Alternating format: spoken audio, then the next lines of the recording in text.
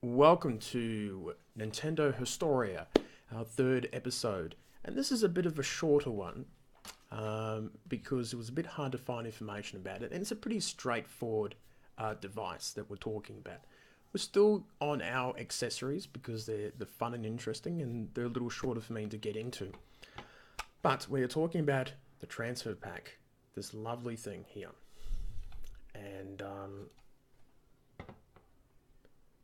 And let me show you how that comes together with our new setup here.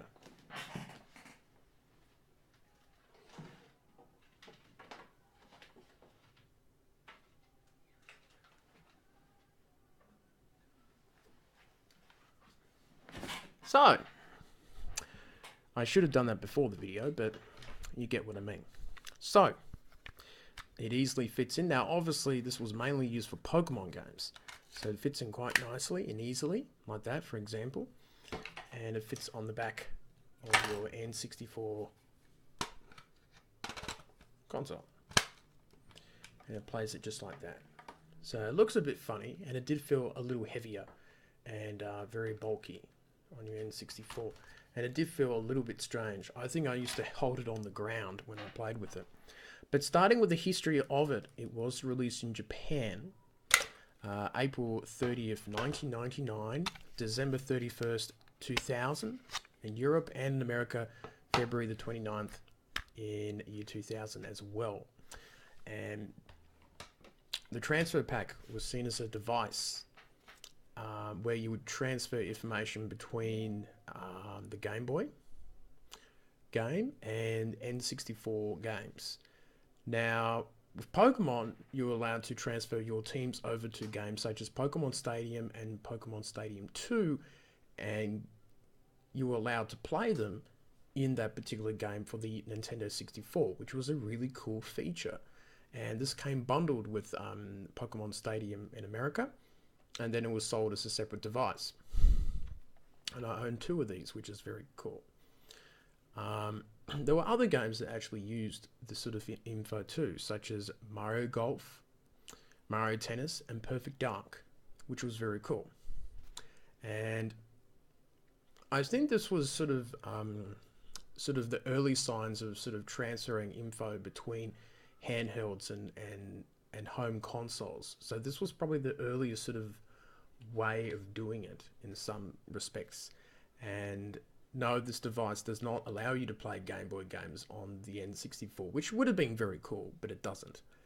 And they've tried different ideas like that with the Super Game Boy, which actually does do that for the Super Nintendo. And this was a very interesting device. And of course, it's got the nice logo. And it just looks very nice, doesn't it? You can see how it fits in. Nice grooves, of course. It's Nintendo, and it has the Game Boy name on there too. And it's a really interesting thing looking at the Game Boy in terms of the connectabilities and things like that. And I like the idea with the Transfer Pack that you could train your Pokemon up to level 100 and then play them in Pokemon Stadium and Stadium 2, which was fantastic. And if you do have those games lying around, you should try and do the whole Transfer Pack thing, and it would be really, really cool. Now, what would be super cool, assuming that you could do